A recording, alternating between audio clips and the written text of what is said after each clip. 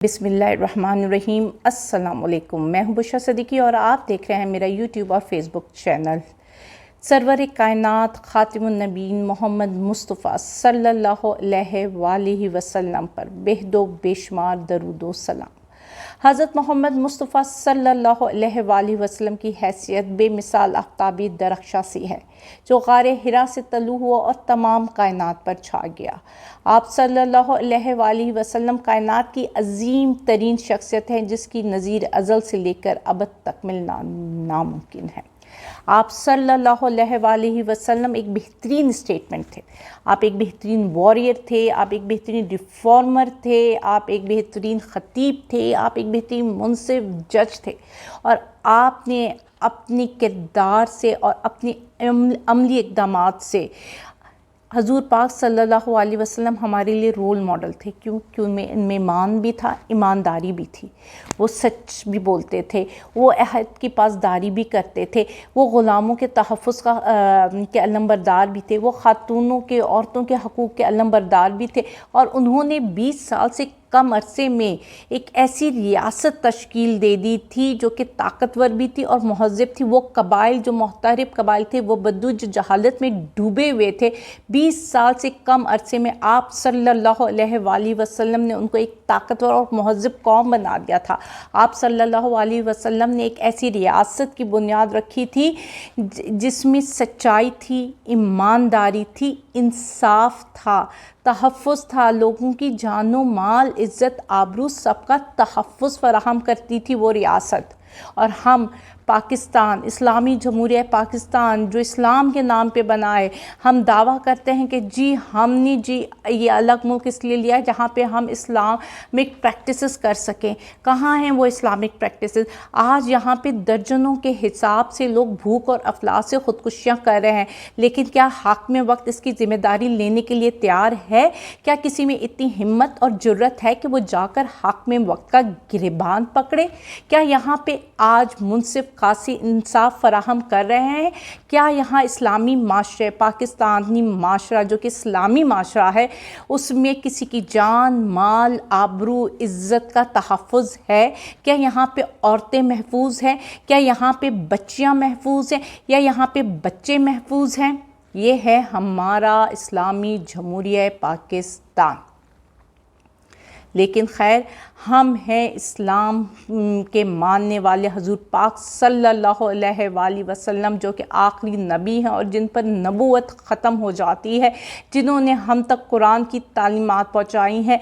आज के दिन 12 रबी अव्वल के दिन हमारी ये दुआ है कि अल्लाह ताला हमें तौफ़ीक दे कि हम हजूर पाक सल्लल्लाहु अलैहि वसल्लम की तालीमात पर अमल कर सके उसके असली रूह के मुताबिक। या अल्लाह हम सब मुसलमानों को अपने हिफ्ज़ व ईमान में रख और पाकिस्तान के तमाम मसाइल को दूर फरमा। आमीन। तमाम मुसलमानों को 12 रबी अव्वल बहुत बहुत मुबारक हो। अब हम बात करते हैं आज की अपडेट्स पर।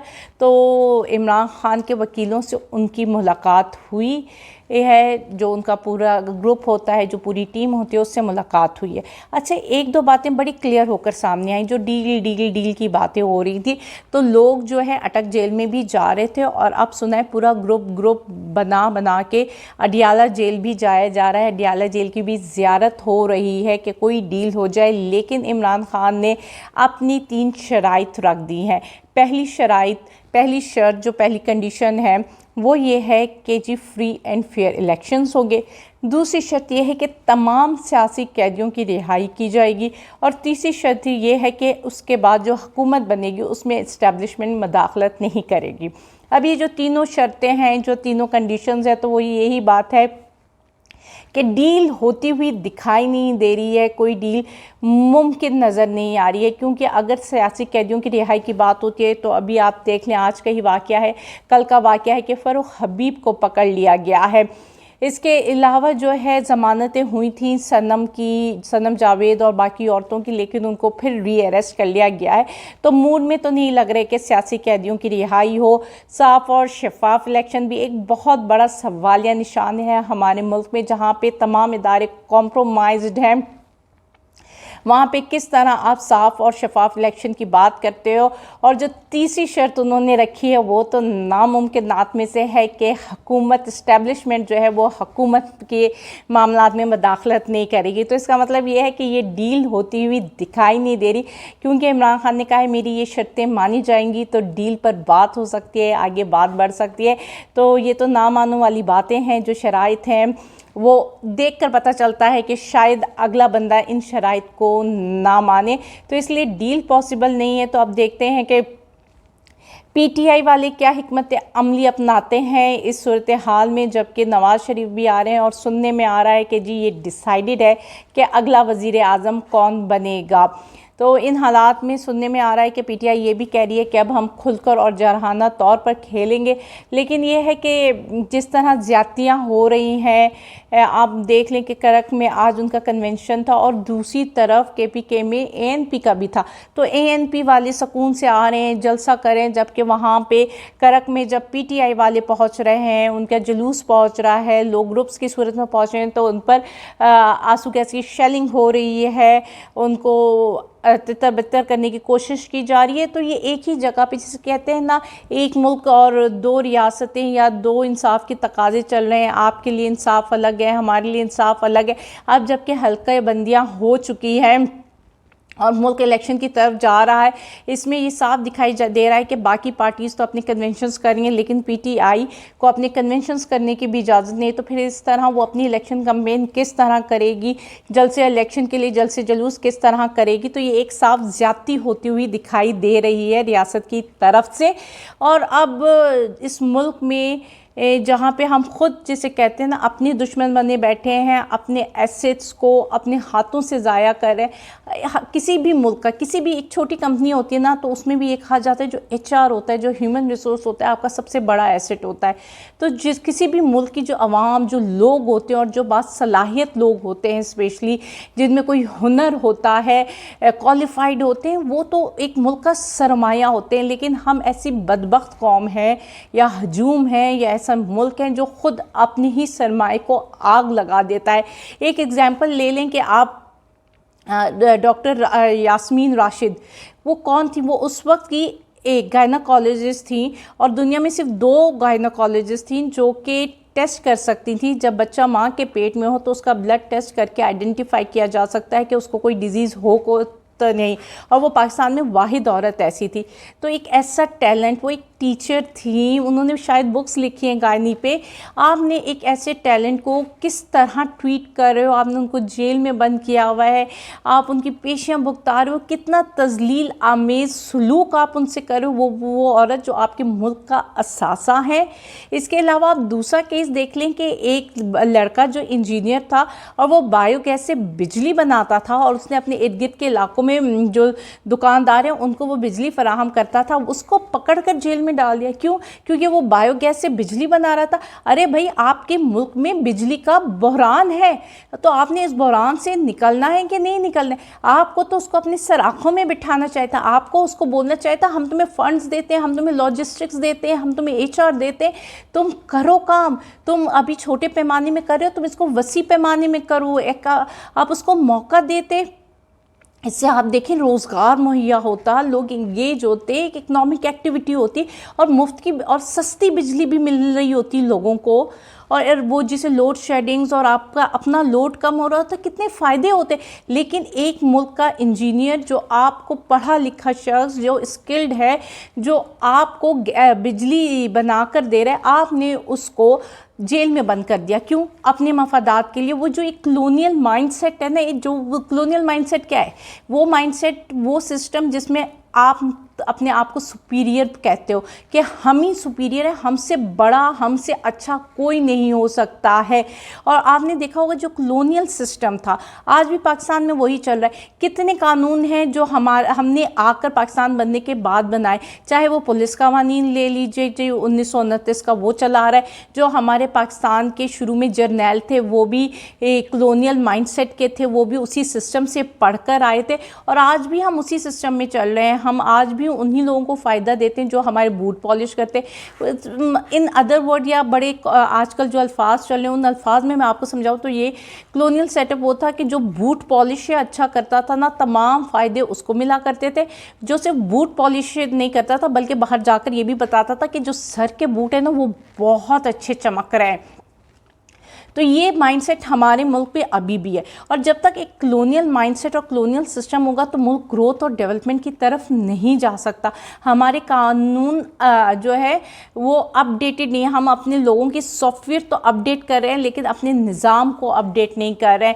ہم اپنے قوانین جو اس کلونیل سسٹم کے ٹائم پہ بنے تھے اور جس کا مقصد صرف اور صرف ایکسپلائٹیشن تھی، غریب لوگوں کی، اپنے ماتحت لوگوں کو ایکسپلائٹ کرنا، ان کو ڈرا دھمکا کے اپنے قابو میں رکھنا اور ان پر اپنی اجارہ داری اور حکومت قائم رکھنا، اس لیے قانون بنائے گئے تھے.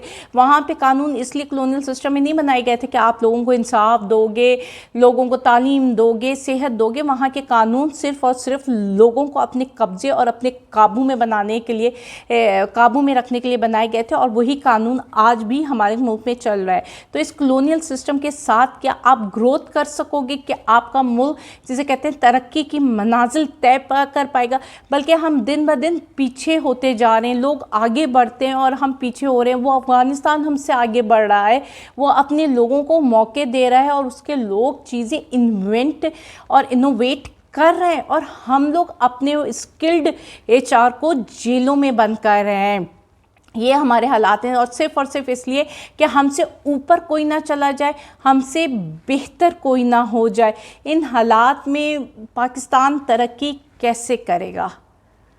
اگر آپ نے پاکستان کو ترقی کرانی ہے تو اس کلونیل سیٹ اپ، اس کلونیل مائنڈ سیٹ سے نکلنا پڑے گا آپ کو. پاکستان کو وہ اوورآل ری ہالنگ کہتے ہیں نا، اس کی ضرورت ہے. پاکستان کا پورا نظام اوپر سے لے کر نیچے تک چینج ہونے والا ہے. اس کے تمام اداروں کو جو ہے نا ایک ورکشاپ میں جانے کی ضرورت ہے جہاں پہ اس کو پوری طریقے سے چینج کیا جائے. اس کے جو کہتے ہیں نا کل پرزے وہ بدلے جائیں، تبھی یہ ملک چل سکتا ہے. یہاں پہ ہمارے مائنڈ سیٹ کو بدلنا ہوگا، اور مائنڈ سیٹ جب 75 سالوں میں نہیں بدلا تو اب کیسے بدلے گا؟ تو جواب یہ ہے کہ آپ شعور، آگاہی اور تعلیم سے اسے بدل سکتے ہیں. اگر آپ اپنے لوگوں کو تعلیم دے، لیکن مسئلہ یہ ہے کہ ہم تبھی اپنے ملک کے لوگوں کو تعلیم نہیں دے رہے کہ انہیں لگتا ہے کہ اگر تعلیم دیں گے تو شعور آئے گا تو آواز اٹھائے گا، اور آواز اٹھائے گا تو سوال آئیں گے، اور ہم سوالوں کا جواب دے نہیں سکتے. اس لیے ان کو تعلیم سے جتنا چاہے دور رکھو، ممکن ہو دور رکھو، اور ہم یہی کر رہے ہیں. اب دعائی کر سکتے ہیں اس ملک کے لیے کہ اللہ تعالیٰ اس ملک کے حالات، اس ملک کے نظام بدلیں. تب تک کے لیے ہمیں اپنی کوششیں کرتے رہنا چاہیے. ہر شخص اپنی کیپیسٹی میں جو اس ملک کو دے سکتا ہے وہ ضرور دے. حق کے آگے، حق کے لیے ڈٹ جانا چاہیے. اب وہ حق کچھ بھی ہو سکتا ہے. وہ حق کسی ایک شخص کو روٹی دینا بھی ہے، وہ حق کسی ایک شخص کو کھانا دینا ہے، ایک شخص کو تعلیم دینا ہے، ایک بیمار شخص کی عیادت کرنا ہے، اس کو دوائی دینا ہے. یہ سب حق ہے، اور حق میں ڈٹ جائے. اگر آپ کو کوئی روکتا ہے تو آپ لا الہ الا اللہ پڑھنے والے لوگ ہو جو کسی سے ڈرتے نہیں. آپ کا پڑوسی بھوکا سوئے تو آپ سکھ کی نیند کیسے سو سکتے ہو؟ تو حق یہ بھی ہے کہ آپ دھیان رکھیں کہ کہیں آپ کا پڑوسی تو بھوکا نہیں سو رہا ہے. جو ہم اپنے اپنے طرز پہ، اپنی کیپیسٹی پہ کر سکتے ہیں، ہمیں وہ کام ضرور کرنا چاہیے.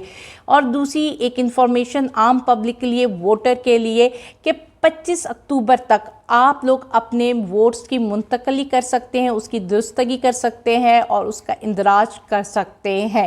کیونکہ اب 25 اکتوبر کی ڈیٹ الیکشن کمیشن نے دی ہے. اس تاریخ تک تمام ووٹرز جنہوں نے اپنی جو ووٹ میں درستگی کرنی ہے یا اس کا اندراج کروانا ہے یا منتقلی کرنی ہے، وہ تھرو فارم 21 ہے شاید، اس کے تھرو وہ چینج کروا سکتے ہیں.